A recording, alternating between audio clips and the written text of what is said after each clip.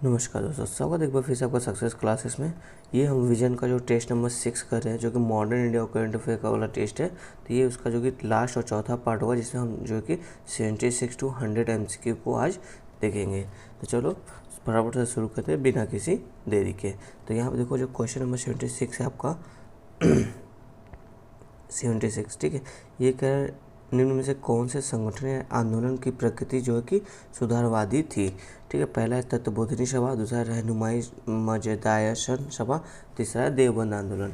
तो आपको इसमें से बताना है, सही उत्तर चुनना है। ऑप्शन ए है केवल एक, बी है 1 और 2, सी है 2 और 3, डी है 1 2 3 यानी सभी। तो देखो, जो ये तत्वबोधिनी सभा है, ये एक धार्मिक सुधार आंदोलन था जिसकी स्थापना किसने की थी? देवेंद्र नाथ टैगोर ने की थी, जो कि बाद में ब्रह्म समाज से जाके मिल गया था। इसका एम क्या था तत्वबोधिनी सभा का? इसका लक्ष्य यही था कि जो आपका वेदांत, जो वेदांत है, वेदों के अंतिम भाग के रूप में उपनिषद है, उस पर आधारित जो हिंदू धर्म है, उसको तर्क संगत और मानवतावादी के रूप में स्वीकृत करना। मतलब जो हिंदू धर्म में जो वेदांत है, उपनिषद है, उसकी बातों को जो कि तर्क संगत आधार पे, मतलब तर्क के आधार पे मानवतावादी जो बातें हैं उनको जो कि एक्सेप्ट करना, उसका प्रचार प्रसार करना, ये तत्वबोधिनी सभा का एम था। ठीक है, और जो इसकी स्थापना किसने की थी? देवेंद्र नाथ टैगोर ने की थी, ये ध्यान रखना। और दूसरी जो है रहनुमाई मजदायशन सभा, ये देखो पारसी समाज का जो कि एक सभा था, जो कि इसका मतलब ही होता है एक धार्मिक समूह संघ। ठीक है, धार्मिक सुधार संघ इसका अर्थ होता है हिंदी में रहनुमाई मजदायशन सभा का।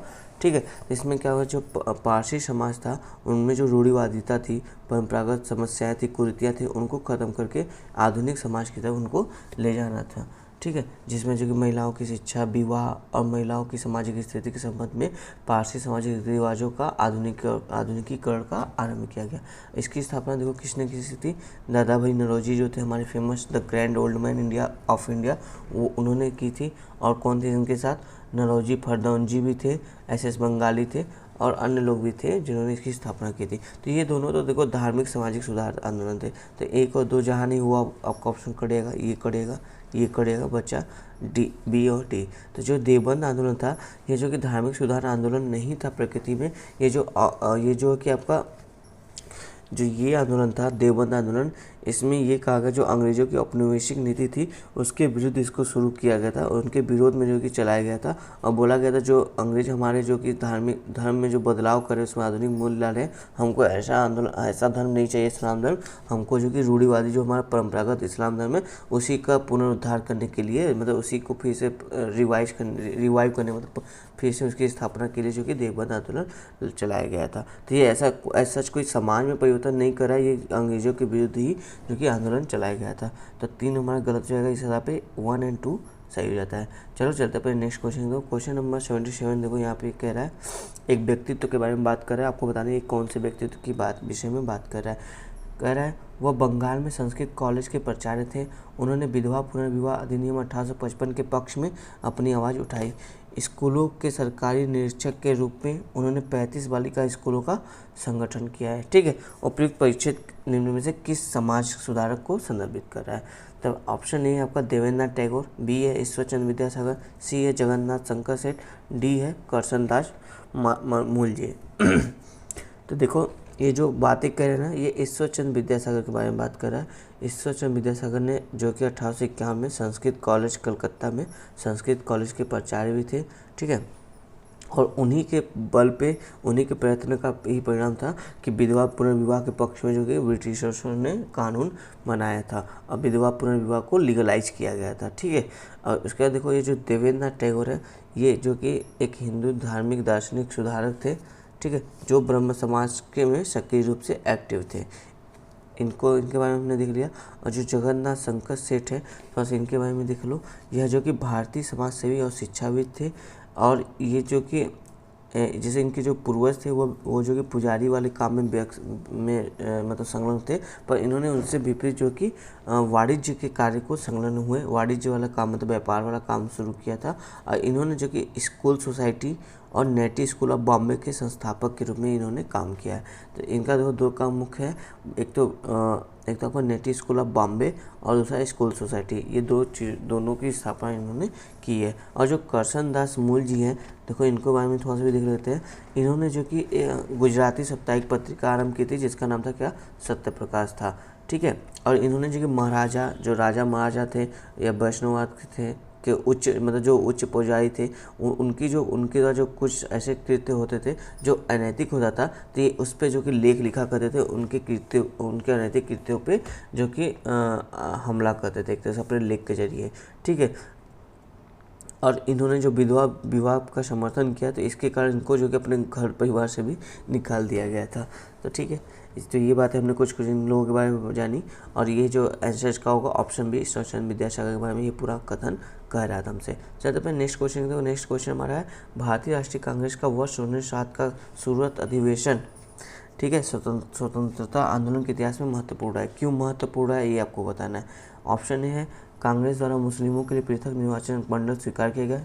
बी है, कांग्रेस नरमपंथियों मध्यों में विभाजित हो गया। जी हाँ, ये बी और ऑप्शन सही है कि जो भारतीय राष्ट्रीय कांग्रेस का वर्ष 1907 के सूरत अधिवेशन स्वतंत्रता आंदोलन के इतिहास में महत्वपूर्ण इसीलिए क्योंकि यहाँ पे देखो जो नरमपंथी और गर्मपंथी थे कांग्रेस में, वो दोनों अलग हो गए थे। अलग होने का क्या कारण था, 1906 का जो आपका कांग्रेस का अधिवेशन था, उसमें जो कि नरम दल और गरम दल जो कि चाहते थे कि उनके साइड से कोई अध्यक्ष चुना जाए। जिससे नरमपंथी चाहते थे कि 1907 का जो सूरत का अधिवेशन हुआ, इसमें भी चाहते थे कि लाला लाजपत राय को अध्यक्ष चुना जाए। जो कि गरम पंथ के जो लोग थे, उन्होंने जो कि रास बिहारी घोष, ठीक है, बोस नहीं, ये ध्यान रखना, घोष की बात मैं कर रहा हूँ, रास बिहारी घोष को जो कि अपना अध्यक्ष बनाया था। तो इससे क्या हुआ, इन दोनों में टकराव भी होने लगा। ये जो गरम दल थे वो स्वदेशी स्वराज के जो 1905 में और 1906 में आई थी, उसको जो कि पूरे इंडिया लेवल पे ले जाना चाहते थे। पर ये जो कि उसके नरम दल थे वो उसके पक्ष में नहीं थे। गरम दल कहते थे कि हमको स्वदेशी स्वराज को पूरे इंडिया के स्तर पर ले जाकर क्रांति करनी चाहिए। पर जो नरम दल थे वो अनुनय विनय की ही बात करते थे, वो इसके पक्ष में नहीं थे। तो इन सब कारणों से इनके बीच में तनाव और दूरियां बढ़ती गई। और जब फिर क्या हुआ, एक 1907 का जब सूरत वाला आपका हुआ सेशन, तो उसमें जो कि इन्हीं विचारधाराओं के कारण मतलब इनके साइड से अध्यक्ष नहीं नियुक्त हो पाए और ऐसे ही चलता रहा। तो ये कांग्रेस से जो कि नरम दल और गरम दल दोनों जो कि अलग हो गए। और दोनों जो कि कब फिर दोबारा मिलते हैं, 1916 का जो लखनऊ अधिवेशन होता है, निवेशन जिसको लीड करती है, तो उस वाले में जो कि दोनों का फिर से पुनर्मिलन होता है। उसके तब तक मतलब 1907 से 1916 तक के बीच में ये नरम दल जो कि कांग्रेस के प्रतिनिधित्व करती थी, कांग्रेस का के रूप में थी, और ये जो कि गरम दल जो कि कांग्रेस से अलग हो गई थी। ठीक है। तो 1916 में फिर दोनों जो कि कांग्रेस में गरम दल वापस आ जाएगी। तो यहाँ तक हमने इसको समझा अच्छे से डिटेल में। तो यही हमारा था आज का, ऑप्शन बी सही हो जाएगा। चलते हैं क्वेश्चन नंबर 79 के बाद। क्वेश्चन नंबर 79 में निम्नलिखित नेताओं में से किसने 1932 में हरिजन सेवक संघ की स्थापना की थी। तो इसका बहुत सिंपल सा आंसर है महात्मा गांधी। हो सकता है आप B.R. अम्बेडकर को लेकर कन्फ्यूजन हो जाए, पर ऐसा नहीं, इसका जो सही आंसर है महात्मा गांधी है। महात्मा गांधी ने जो कि हरिजन यात्रा भी की थी पूरे भारत में, जो कि किसी भी तरह के छुआछूत और अस्पृश्यता का विरोध किया, मतलब इसके विरोध हो, इसके लिए जो कि लोगों को जागरूक किया, प्रोत्साहित किया, इस तरह की बातें यहाँ पे की गई थी। तो हरिजन सेवक संघ की स्थापना किसने की थी, महात्मा गांधी ने। नेक्स्ट क्वेश्चन चलते हैं अपना, क्वेश्चन नंबर 80 आपका करें, साइमन कमीशन के संदर्भ में निम्नलिखित कथनों पर विचार कीजिए। देखो पहला स्टेटमेंट आपसे कह रहा है कोई भी भारतीय साइमन कमीशन का सदस्य नहीं था। जी हाँ, बिल्कुल सही बात है, यहाँ पे कोई भी इंडियन जो है साइमन कमीशन का सदस्य नहीं था। सेकंड क्या है, साइमन कमीशन की रिपोर्ट ने भारत के लिए डोमिनियन स्टेटस की अनुशंसा की थी। जी नहीं, ऐसा कहीं भी साइमन कमीशन की रिपोर्ट में नहीं लिखा गया था कि उन्होंने डोमिनियन स्टेटस की बात की हो। तो पहला वाला ऑप्शन सही है, दूसरा गलत, तो ऑप्शन ए सही हो जाएगा। थोड़ा सा हम साइमन कमीशन के बारे में समझ लेते हैं। जो इस संदर्भ में इसका इतना साइमन गो बैक का नारा भी चल रहा था। देखो जो साइमन कमीशन आया था, ये जो आपका भारत सरकार अधिनियम 1919 आया था, इसी में लिखा गया था कि इस कानून की मूल्यांकन करने के लिए और इसमें क्या सुधार हो सकते हैं भारतीय प्रशासन को लेके, उसके लिए जो कि 10 वर्ष बाद जो कि एक आयोग का कमीशन या फिर कमीशन का गठन होगा, यानी कि 1929 में। पर साइमन कमीशन को ब्रिटिश गवर्नमेंट ने 1927 में ही मतलब तय समय के 2 वर्ष पहले ही गठित कर दिया था। ठीक है, और जो साइमन नाम का एक व्यक्ति था, 7 लोग इसमें मेंबर थे, जो कि साइमन नाम का एक व्यक्ति था, वो उसकी अध्यक्षता करता था। तो इन्होंने जो अपनी रिपोर्ट सौंपी, थोड़ा सा इसकी रिपोर्ट की बात कर रहे थे क्योंकि सेकंड स्टेटमेंट इसकी रिपोर्ट से बात कर रहा है। तो मई 1923 में इन्होंने अपनी रिपोर्ट प्रकाशित की। इस रिपोर्ट में कहीं भी डोमिनियन स्टेटस का उल्लेख नहीं था। इसमें देखो, इसमें जो कि द्वैत शासन को समाप्त करने वाला प्रस्ताव रखा गया। जो प्रांतों में अभी तक 1919 के तहत द्वैत शासन था, उस प्रस्ताव को इसने समाप्त करने की बात कही। साथ ही प्रांतों में प्रतिनिधि सरकार का प्रस्ताव था, जिसे स्वायत्तता दी जानी थी।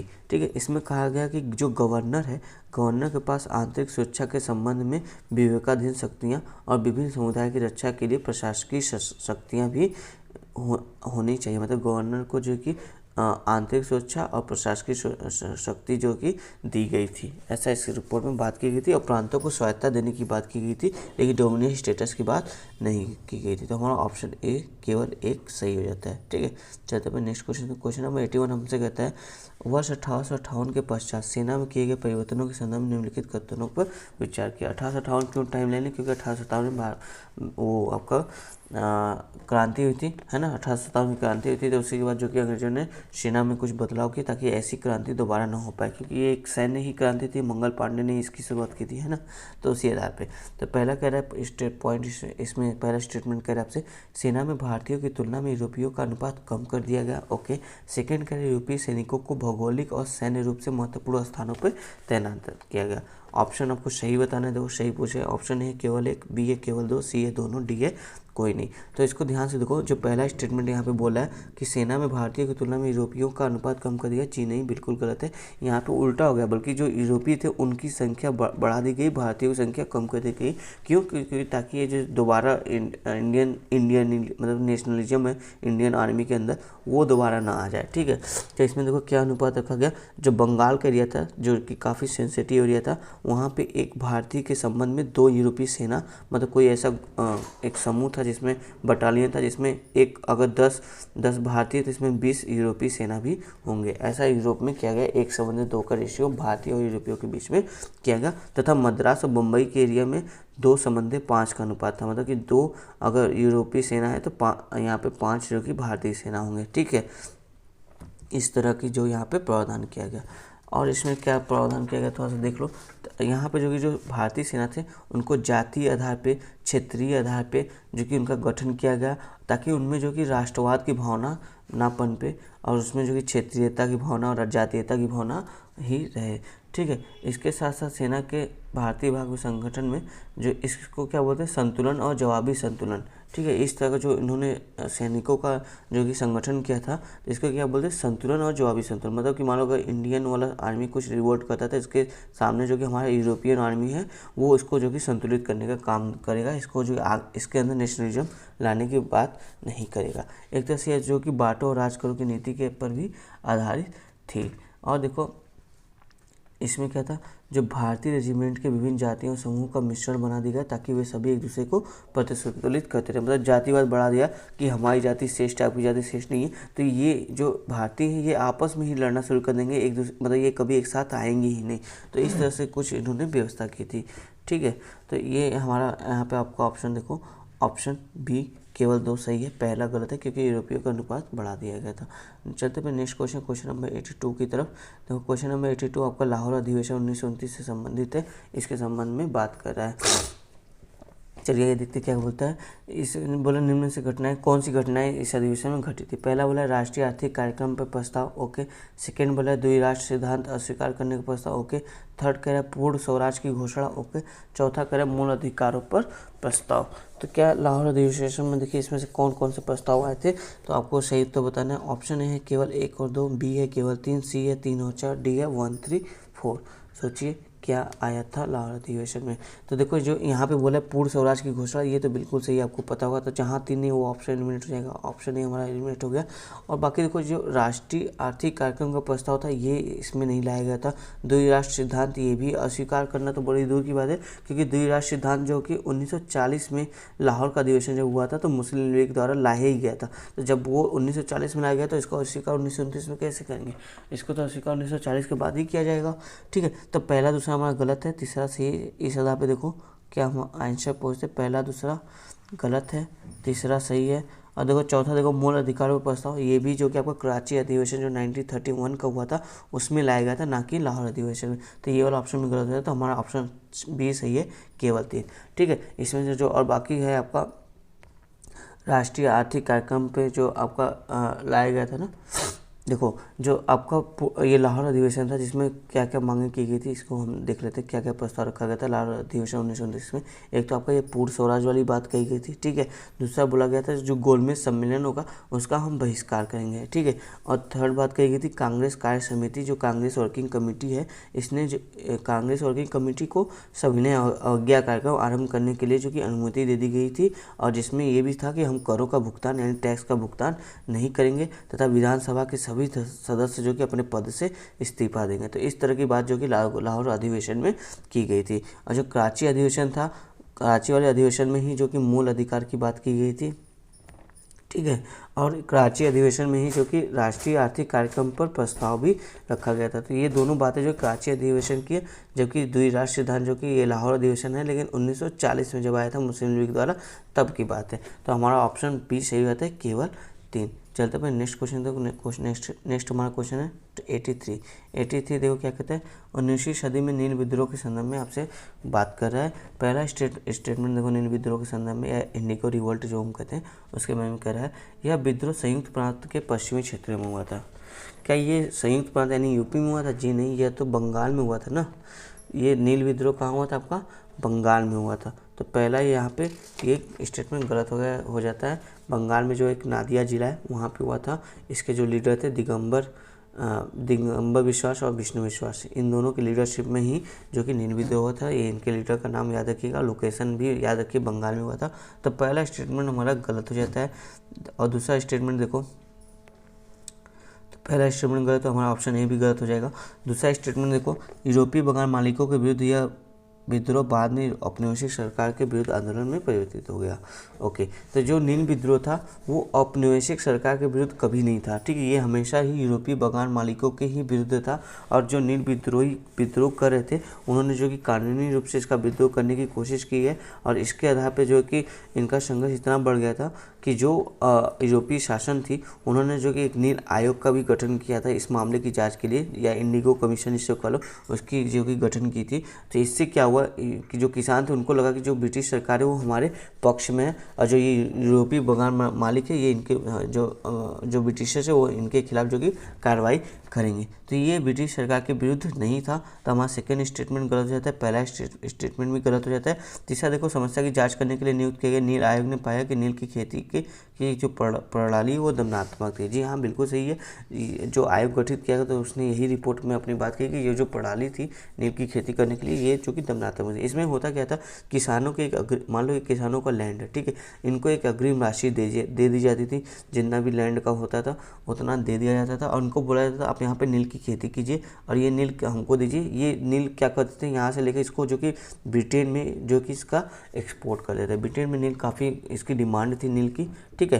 तो अब क्या होता था, तो यहाँ पे देखो भूमि जो कि किसान इस भूमि पे चावल पहले पैदा करते थे और इससे अच्छी खासी इनकम वो लेते थे। लेकिन नील में जो अग्रिम राशि का होता था एग्रीमेंट, इससे क्या हो गया कि इस एग्रीमेंट में जो इसकी वैल्यू थी ना खेत की, इसमें ये जो कि बहुत कम दामों पे ये अपना समझौता कर लेते थे, ठीक है, कि आप इतने भूमि पर हमारे नील की खेती कीजिए, आपको जितना वैलिड रेट होता था उससे भी कम दाम पे जो कि इनको कम दाम देते थे, या कभी एग्रीमेंट पे अपने बात से पीछे हट जाते थे। अगर 10 रुपये की बात हुई होती तो 3 रुपये ही देके चले जाते थे। तो इस तरह से जो कि किसानों ने तंग आके जो कि इसके खिलाफ जो कि आंदोलन किया था। तो ये हमने नील विद्रोह काफ़ी डिटेल से समझा। और नील विद्रोह के बारे में आप थोड़ा सा देखो, इनको जो कि जो बंगाल के जो बुद्धिजीवी थे उनका समर्थन था प्राप्त था। एक थे हरिश्चंद्र जी, ठीक है, हरिश्चंद्र जो कि हिंदू पैट्रियार्ट के संस्थापक थे।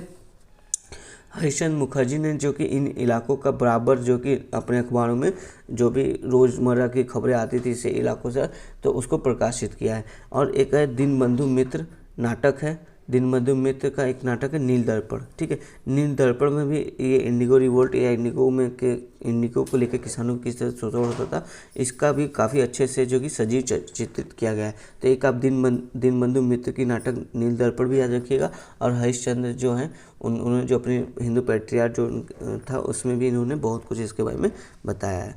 तो यहाँ पे हमने इसको डिटेल समझा। चलते पहले नेक्स्ट क्वेश्चन का। क्वेश्चन नंबर 84 देखो क्या कहता है।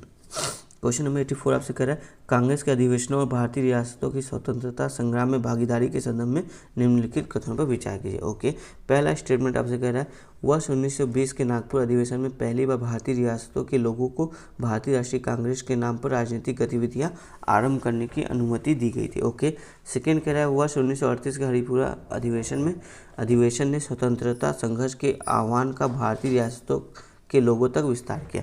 तो देखो जो पहला स्टेटमेंट कह रहा है ये तो बिल्कुल सही बात है कि वर्ष 1920 के नागपुर अधिवेशन में पहले बार भारतीय रियासतों के लोगों को भारतीय राष्ट्रीय कांग्रेस में की तरफ से मतलब शामिल होने का मौका दिया गया। पर जो भारतीय राष्ट्रीय कांग्रेस है उसके नाम पे जो रियासत है वो राजनीतिक गतिविधियों में भाग नहीं लेंगे, ये साफ साफ कहा गया था, ठीक है। उनको अनुमति नहीं दी गई थी कि रियासतें जो कि कांग्रेस के नाम पे जो कि राजनीति में भाग ले या राजनीतिक जैसी कोई गतिविधि करे। तो ये स्टेटमेंट गलत है। और जो सेकेंड स्टेटमेंट का वर्ष 1938 का हरिपुरा अधिवेशन ने स्वतंत्रता संग्राम के आह्वान का भारतीय रियासतों के लोगों तक विस्तार किया, जी नहीं, ये भी गलत है। अभी भी यही नीति अपनाई गई थी कि जो रियासत है वो राजनीतिक स्तर पर अपने हिसाब से कुछ नहीं करेंगे। इसके लिए जो जनता है वो अपने आप को एकत्रित करेगी और रियासत के बल पर नहीं बल्कि अपने बल पर जो कि स्वतंत्रता की प्राप्ति की मांग करेगी। तो पहला दूसरा दोनों स्टेटमेंट हमारा गलत हो जाता है, तो ऑप्शन डी यहाँ पे सही होगा। चलते हैं नेक्स्ट क्वेश्चन। क्वेश्चन नंबर हमारा 85 देखो, हाल ही में सुर्खियों में रहे दल बदल विरोधी कानून के अंतर्गत विधायकों की निर्भरता के संदर्भ में आपको बताना है, ठीक है। चलो ये करंट का क्वेश्चन आ गया आपका। पहला स्टेटमेंट आपसे कह रहा है दल बदल विरोधी कानून के अंतर्गत किसी सदस्य के निर्हक घोषित होने पर भी उसे तत्काल मंत्री नियुक्त किया जा सकता है तथा पुनः निर्वाचित होने के लिए 6 माह का समय मिलता है। ओके, सेकेंड कह रहा है संसद या विधायक के रूप में त्यागपत्र देना और बाद में किसी अन्य दल में सम्मिलित होना यह निर्भरता का आधार नहीं होता है। ओके, दो स्टेटमेंट आपको बताने कौन सा सही है। पहला है ऑप्शन ए केवल एक, बी है केवल दो, सी है दोनों, डी है कोई नहीं। तो देखो जो पहला स्टेटमेंट कर रहा है कि अगर दल बदल विरोधी कानून के आधार पे किसी को निर्हक घोषित किया जाता है या अयोग्य घोषित किया जाता है तो उसे मंत्री नियुक्त किया जा सकता है। जी नहीं, ऐसा कोई प्रावधान नहीं है, उसको मंत्री नियुक्त नहीं किया जा सकता है। भले वो 6 माह, वो तो तब होता था जब फ्रेश इलेक्शन कोई होता था, उसमें कोई मेंबर जो कि नहीं चुना गया है तो अगर उसको मंत्री बनाना था उसको मंत्री बना देते थे और 6 माह के बाद जो कि वो कहीं ना कहीं से अपना चुनाव जीत जाता था। ऐसी बातें उस टाइम होती थी, लेकिन दल बदल विरोधी के संबंध में ऐसा कोई प्रावधान नहीं है। तो हमारा पहला स्टेटमेंट यहाँ पे गलत हो जाता है। सेकंड देखो, कोई सांसद या विधायक है अगर उसने अपना त्यागपत्र दे दिया और उसके बाद किसी अन्य दल में सम्मिलित हो गया तो उस पर निर्भरता का आधार नहीं होगा। जी हाँ, बिल्कुल सही बात है। तो सेकंड हमारा ऑप्शन सही हो जाता है, पहला गलत है, ऑप्शन भी यहाँ पे सही होगा। चलते हैं अपने नेक्स्ट क्वेश्चन की तरफ। क्वेश्चन नंबर 86 है हमारा, प्लासी के युद्ध से संबंधित है, ठीक है। इस पर आपको बताना है। देखो पहला स्टेटमेंट कहता है यह एक तरफ ब्रिटिश ईस्ट इंडिया कंपनी और दूसरी तरफ बंगाल के नवाब और फ्रांसीसी बलों के मध्य लड़ा गया था। सेकेंड कह रहा है इस युद्ध के पश्चात मीर जाफर को बंगाल का नवाब बनाया गया। तो देखो जो प्लासी का युद्ध है इस संबंध में दोनों स्टेटमेंट सही है। फ्रांसीसी जो कि आपका जो सिराजुद्दौला था उसको जो कि इनडायरेक्टली सपोर्ट किया करते थे, ठीक है। तो उनके तरफ से भी जो कि कुछ फोर्सेस थी सिराजुद्दौला के पास और ईस्ट इंडिया कंपनी के बीच में ही लड़ा गया था प्लासी का युद्ध। ईस्ट इंडिया कंपनी और जो सिराजुद्दौला था नवाब बंगाल का उस टाइम उसके मध्य में। और इस युद्ध के बाद जो मीर जाफर था एक तरह से ये जो कि सिराजुद्दौला का एक सेना के टुकड़ी का सेनापति था, इसने जो कि सिराजुद्दौला के साथ युद्ध में लड़ा ही नहीं, अंग्रेजों के साथ युद्ध, इसने अंग्रेजों से साठगांठ कर ली थी कि सिराजुद्दौला की मृत्यु के बाद जो कि मुझे जो कि बंगाल का नवाब बना दिया जाए। तो इसलिए इसने जो कि अंग्रेजों की तरफ से युद्ध किया, मतलब इसने युद्ध में पार्ट लिया ही नहीं, अपनी पूरी सेना को रोक दिया युद्ध के लिए, जिसकी वजह से सिराजुद्दौला कहा जाता है, जिसकी वजह से सिराजुद्दौला जो कि हार भी गया था यह प्लासी का युद्ध। तो हमारा जो पहला और दूसरा स्टेटमेंट दोनों सही है। चलते अपने नेक्स्ट क्वेश्चन की तरफ। Question number 87। क्वेश्चन नंबर 87 देखो आप, निम्न में से कौन सी 1928 की नेहरू रिपोर्ट की मांगे थी, ठीक है। नेहरू रिपोर्ट की मांगों को आपको बताना है। तो पहला स्टेटमेंट यहाँ पे कह रहा है कि नेहरू रिपोर्ट में सभी प्रांतीय सरकारों में मुसलमानों के लिए आरक्षण की मांग सम्मिलित थी, ठीक है। देखो ये यहाँ पे क्या बोला है, सभी प्रांतीय सरकारों में, ये थोड़ा ध्यान रखना, ऑल की बात कर रहा है। सेकेंड स्टेटमेंट देखो क्या कहता है, सेकेंड कहता है इसने सार्वभौमिक वयस्क मताधिकार और धर्म से राज्य के पृथक्करण की अनुशंसा की थी। ओके। थर्ड करा इसने भारत की पूर्ण स्वतंत्रता की मांग की थी। देखो जो नेहरू रिपोर्ट था उसने कभी भी पूर्ण स्वतंत्रता की मांग नहीं की थी, उसने तो डोमिनियन स्टेटस की बात की थी। ठीक है, तो पूर्ण इसी के विरोध में जो पंडित जवाहरलाल नेहरू थे और सुभाष चंद्र बोस जी थे, उन्होंने इंडिया इंडिपेंडेंट लीग की स्थापना की थी। क्योंकि यहाँ पे पूर्ण स्वतंत्रता की मांग नहीं की थी, तो हमारा D option, C option eliminate हो जाता है। और जो पहला ऑप्शन है, पहला स्टेटमेंट है कि नेहरू रिपोर्ट में सभी प्रांतीय सरकारों में मुसलमानों के लिए आरक्षण की मांग सम्मिलित थी, ऐसा नहीं है। सभी प्रांतीय में नहीं, बल्कि सिर्फ वहाँ पे जहाँ पे मुसलमान जो कि अल्पतम है, मतलब मेजोरिटी में नहीं है, और जहाँ मेजोरिटी में मुसलमान है वहाँ पे जो कि उनके लिए आरक्षण का प्रावधान नहीं था। तो पहला स्टेटमेंट में गलत हो जाता है, तो हमारा ऑप्शन बी केवल 2 सही होता है यहाँ पे। ठीक है, तो नेहरू रिपोर्ट को आप थोड़ा डिटेल में पढ़िएगा। चलते अपने नेक्स्ट क्वेश्चन। तो क्वेश्चन नंबर आपका है 88। ठीक है, देखते हैं 88 में क्या कह रहा है। 88 में बोल रहा है कि असम में कनिंघम सर्कुलर के विरुद्ध शक्तिशाली आंदोलन का आरंभ हुआ क्योंकि, ठीक है, एक तरह से कनिंघम सर्कुलर अगर आपने पढ़ा तो आपको पता होगा। ये देखो जो कनिंघम सर्कुलर था ना, ये जो कि ऑप्शन सी इसका सही है कि इसने छात्रों को राजनीतिक गतिविधियों में भाग लेने से प्रतिबंधित किया था।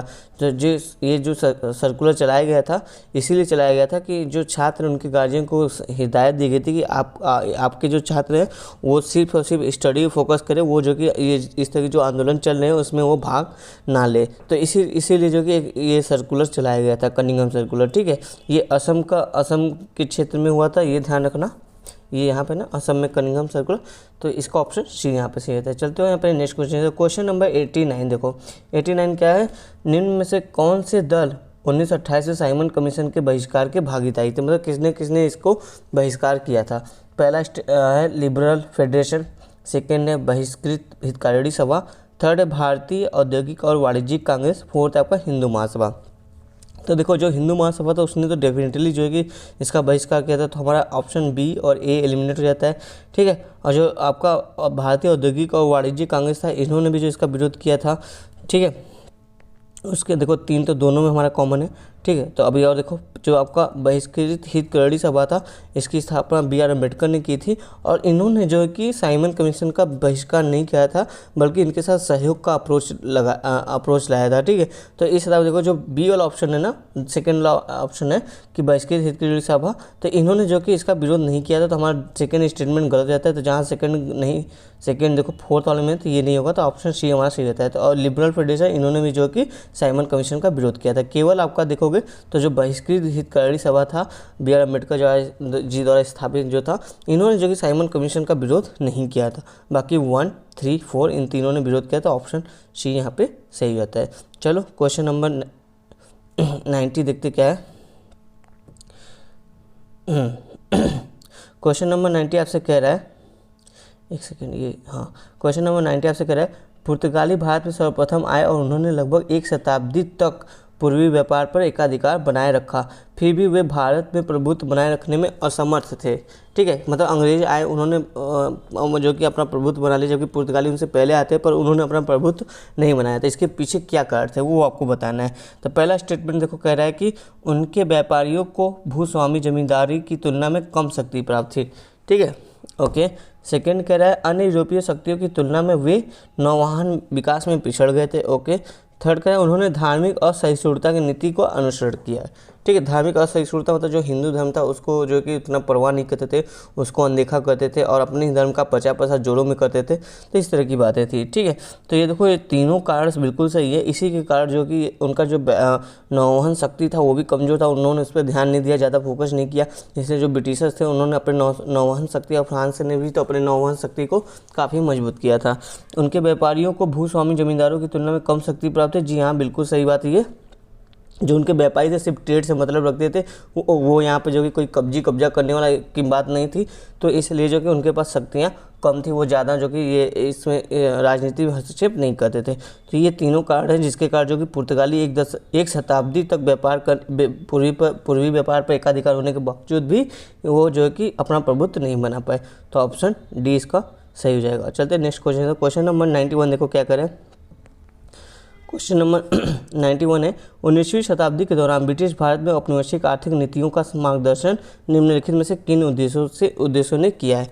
ठीक है, 19वीं शताब्दी की बात करें, टाइमलाइन ध्यान रखना, और ब्रिटिश भारत में औपनिवेशिक आर्थिक नीतियाँ का मार्गदर्शन किस उद्देश्य से किया गया था। ओके, पहला कह रहा है महानगरों के लिए खाद्य पदार्थों और कच्चे माल की आपूर्तिकर्ता के रूप में उपनिवेशों का परिवर्तन। ओके, मतलब जितने भी उपनिवेश थे उनको जो कि इस तरह से बना दिया जाए कि जो ब्रिटेन के महानगर है उनके लिए जो खाद्य पदार्थ की पूर्ति करे और कच्चे माल की जो कि पूर्ति करे। ठीक है, सेकंड कह रहा है महानगरीय विनिर्माताओं के लिए बाजार, जो महानगर ब्रिटेन के विनिर्माता है उनके लिए एक तरह से बाजार, एक जो कॉलोनी थे वो बाजार के रूप में काम करते थे।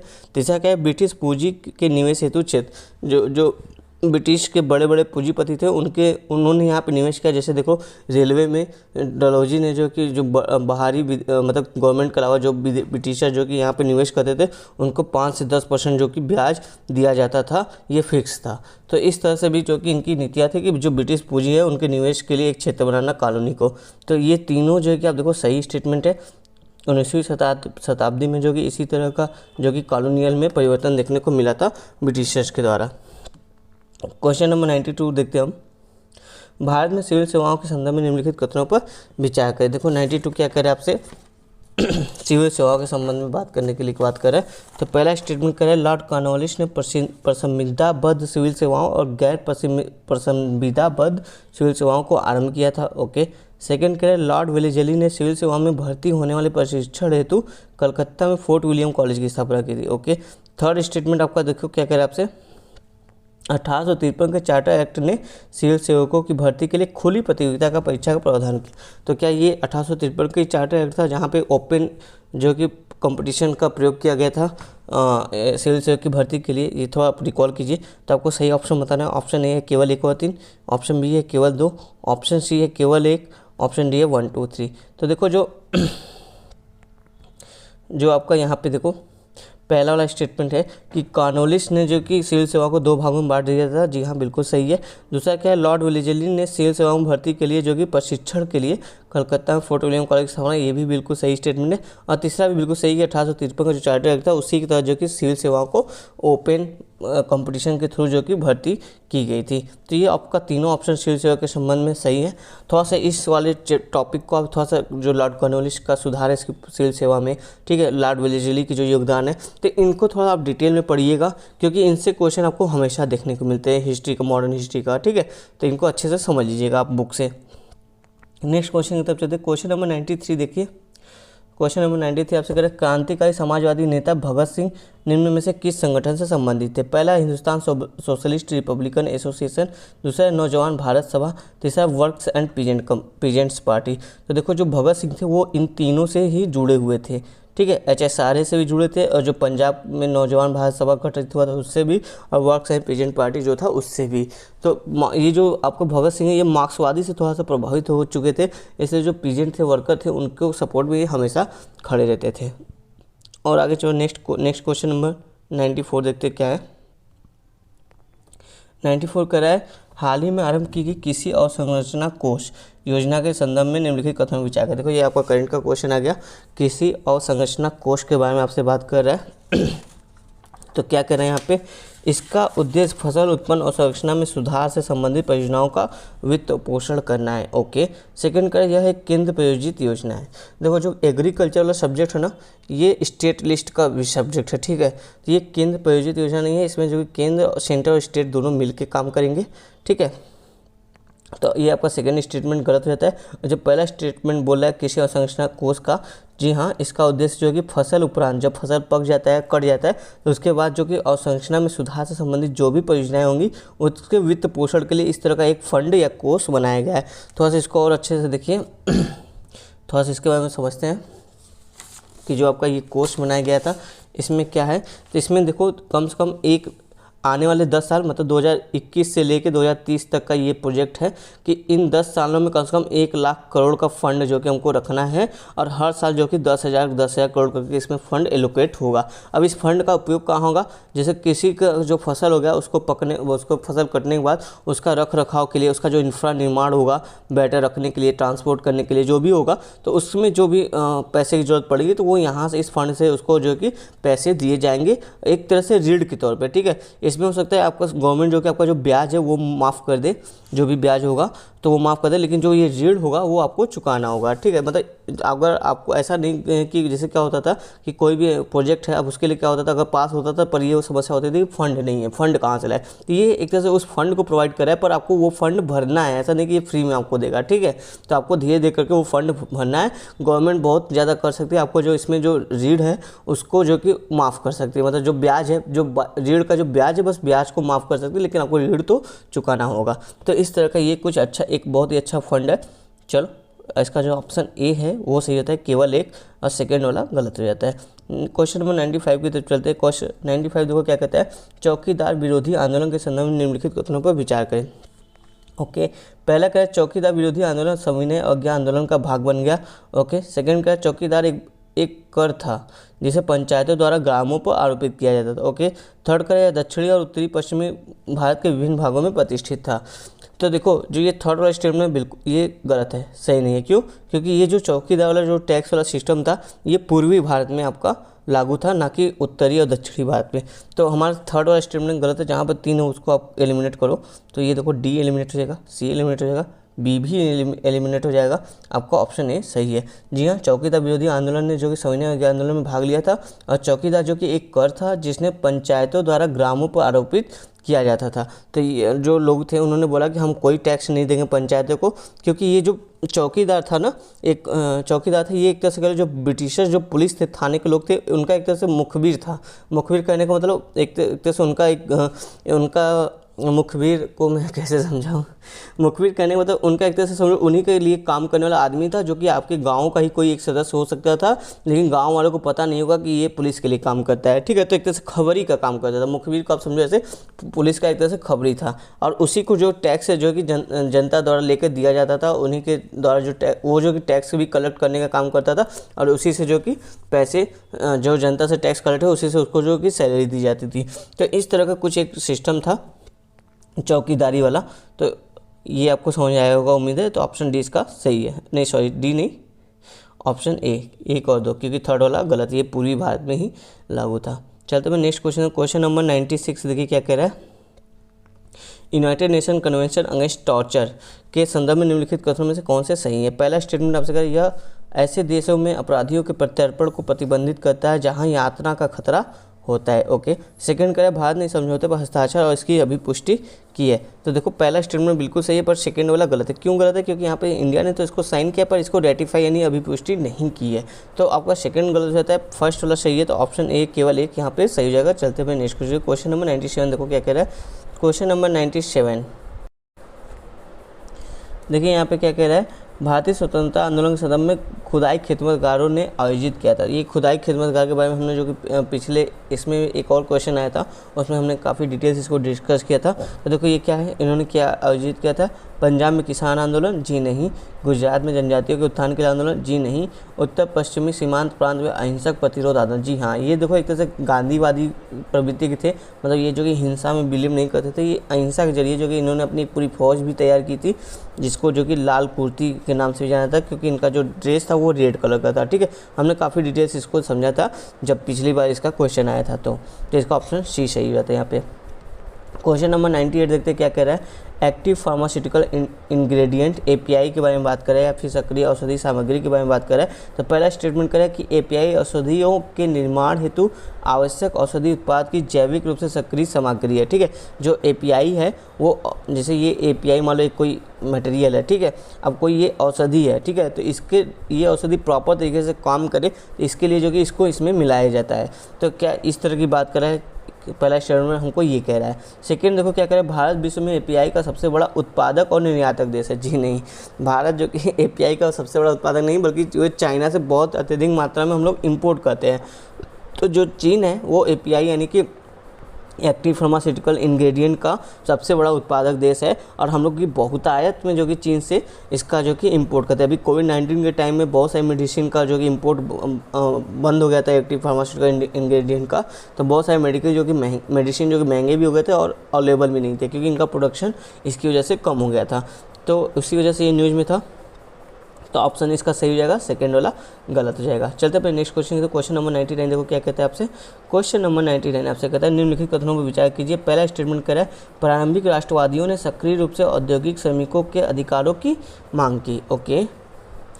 सेकेंड कह रहा है शशिपद बनर्जी ने श्रमिकों को प्रशिक्षित करने के लिए भारत श्रमजीवी पत्रिका को प्रकाशित किया। ओके। थर्ड कह रहा है वर्ष 1890 में नारायण मेघाजी लोखंडे ने बॉम्बे मिल एंड एसोसिएशन को आरंभ किया था। ये देखो 3 स्टेटमेंट है, आपको बताना है इसमें से कौन सा सही है। ऑप्शन है केवल 3, बी है 2 और 3, सी है 1 और 3, डी है 1 2 3।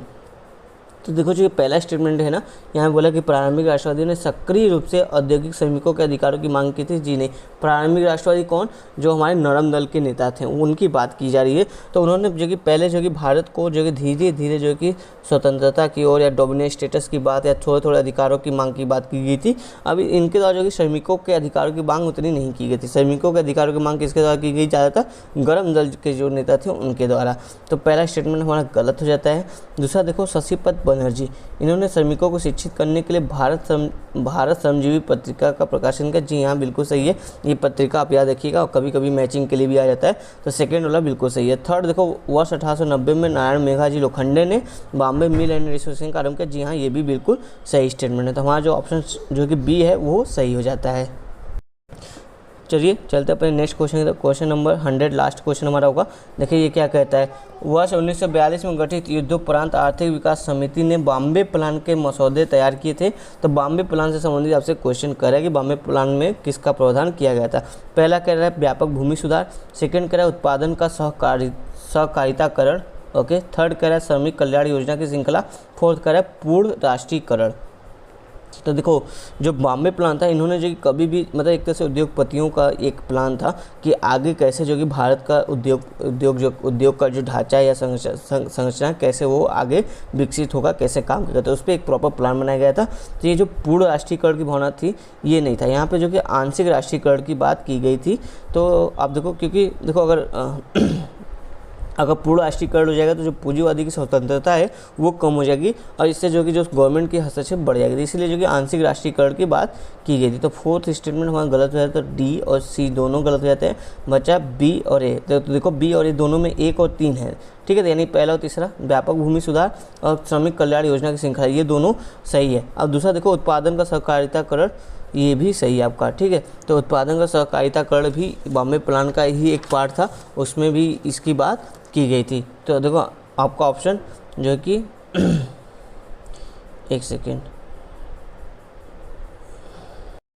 आपका ऑप्शन ए यहाँ पे सही जाता है। पूर्ण राष्ट्रीयकरण को छोड़कर 1 2 3 तीनों बातें यहाँ पे इसकी बॉम्बे प्लान के ही तहत की गई थी। तो पहला ए वाला ऑप्शन सही है और बाकी ये सारे ऑप्शन गलत हैं। तो ये रहे आज हमारे जो कि 100 क्वेश्चन हो गए टेस्ट नंबर 6 के। कल से जो कि टेस्ट नंबर 7 शुरू करेंगे जिसमें 25 MCQ का शुरू करेंगे।